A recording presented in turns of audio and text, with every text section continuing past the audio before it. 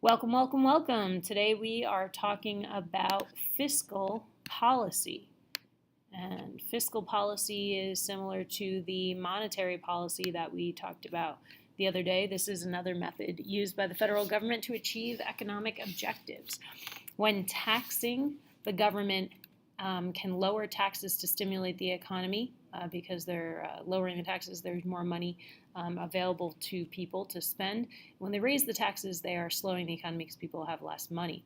Government spending, when they spend more, they are stimulating the economy. When they spend less, they slow the economy. The combination picked is often very political. You can think about the division on the lines of economic conservation and also the loose money. We talked about loose money yesterday, easy money being available to people, and there are different philosophies that come with those economic policies. What happens if we lower taxes and spend more at the same time, regardless of what side of the aisle you are on? When you lower taxes and spend more, you end up with more debt. But you will have an economy that is growing.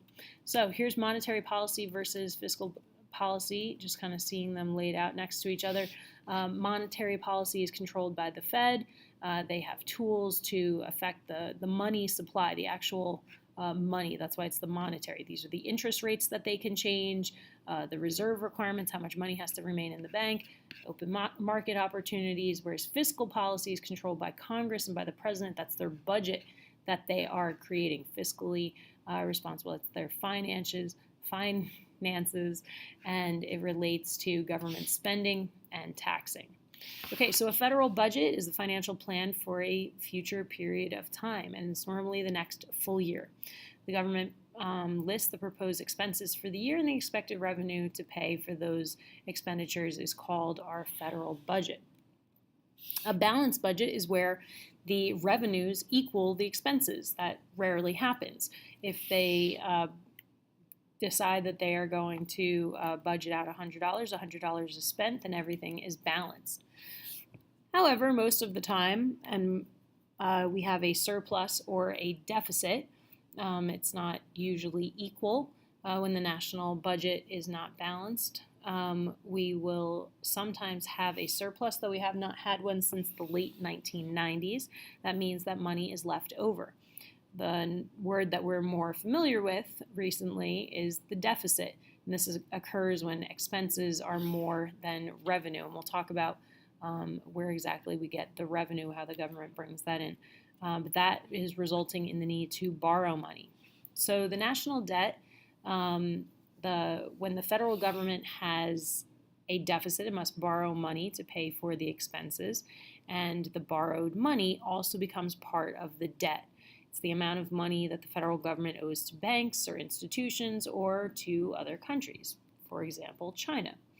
The government must pay interest on this borrowed money just like anyone who has a loan, like with a bank or anywhere like that. So when we don't pay it back, it continues to grow. So debt and deficit, let's look at the difference. The deficit is the amount we owe to anyone in one particular year.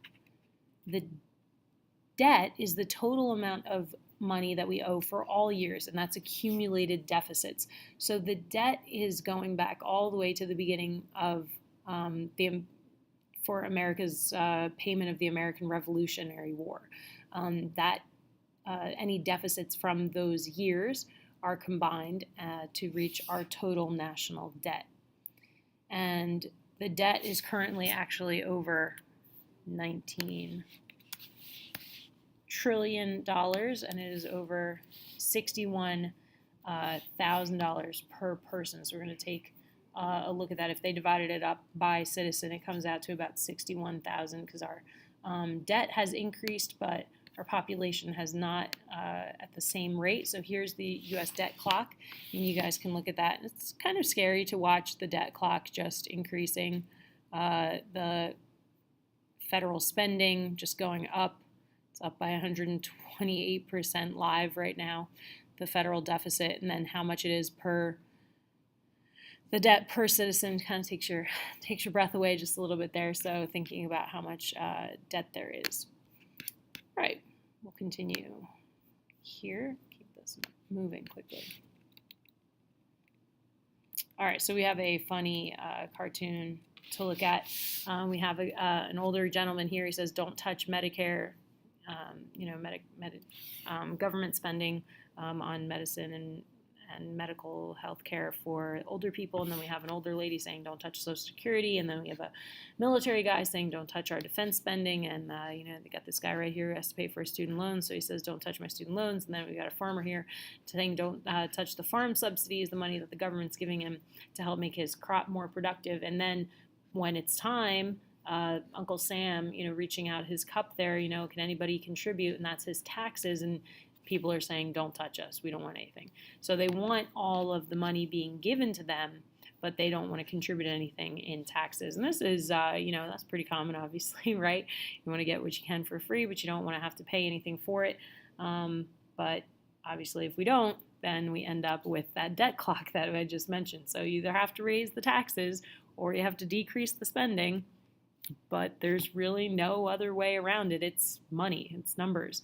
And because there are loans taken out with other countries, like I said, the interest rate on those is really that's the killer. Okay, so revenue is paying for the government, and taxes are the main source of revenue. Our national government was funded by revenue from excise taxes for the first 100 years. Excise taxes are when you pay taxes on specialty goods like alcohol and tobacco and things like that, and that worked in the old days when our country was just forming. But the 16th Amendment authorized a tax on personal businesses and income. That's our income tax amendment. And at the beginning, it was only 1%, a 1% income tax. Now we're up between 20 and 30% as an average on income tax. And we'll look at a chart in just a minute that'll show you who gets taxed and at what percentage.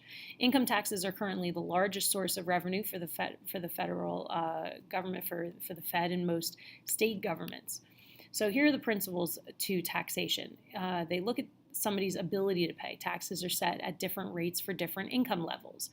Equal application, another idea is taxation for similar items are the same for everyone. So ability to pay, like I said, this is divided up by different income levels, and we'll look at that chart in just a second. Equal application is when everybody's paying the same tax on the same item. It doesn't matter if I'm buying a pizza or if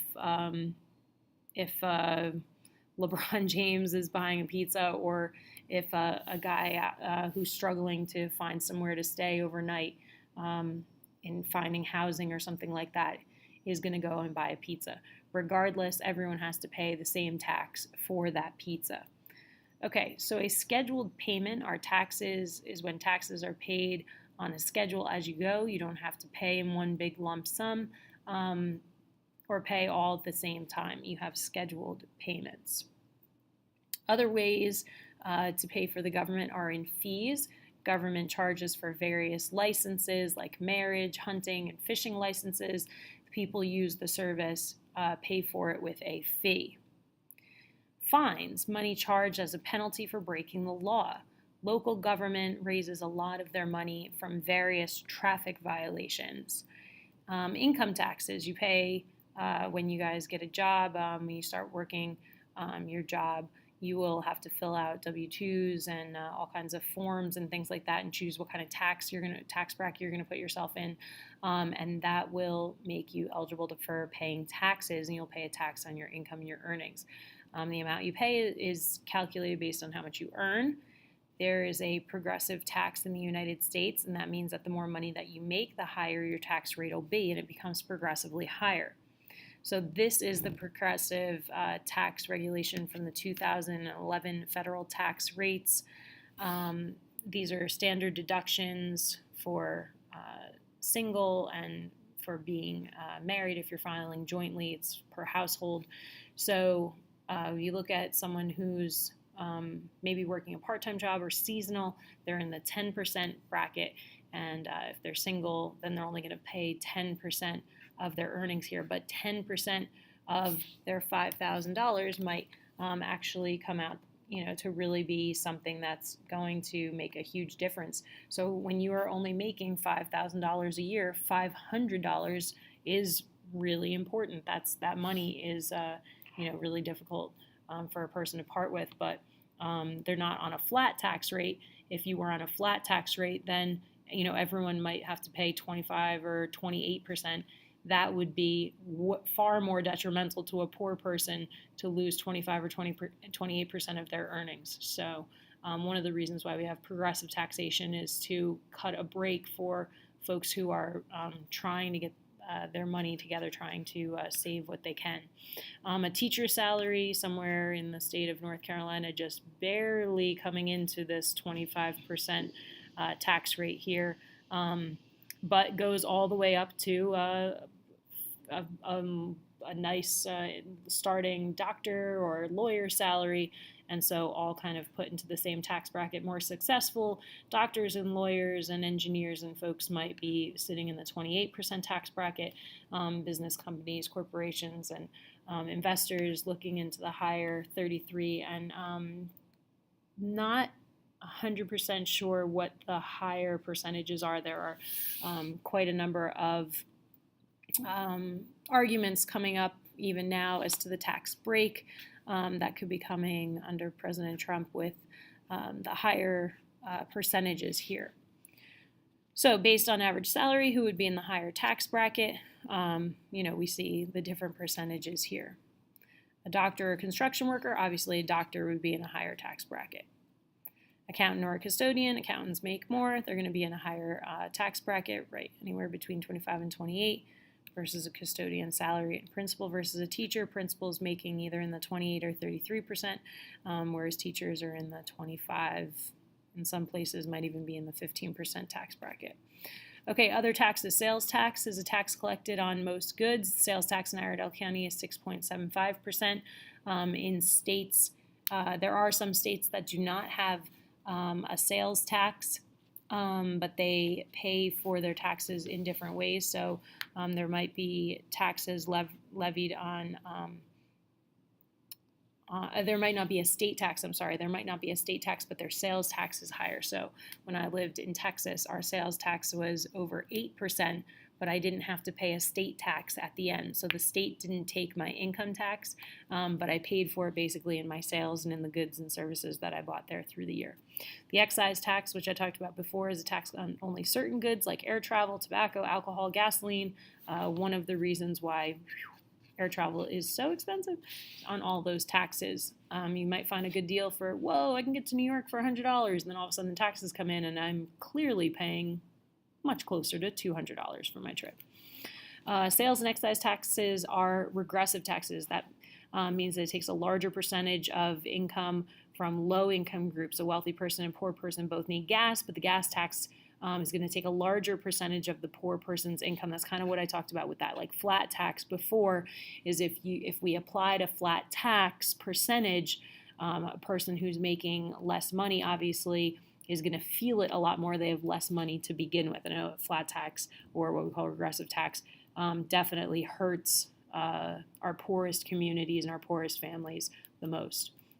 Other taxes, property tax, the tax on the value of the property owned. Property taxes can be real estate, which is land, building, cars, boats. Local governments use property taxes to pay for schools and other services. Tariffs. These are taxes collected on goods that are imported from other countries. Governments use them as a way to regulate trade and also to raise money. So to encourage people to buy American cars, they might put a tariff on foreign cars that makes them more expensive, therefore decreasing the demand. Okay, ladies and gentlemen, that's all I have. Make sure that you get your vocab for this video. Have a lovely day.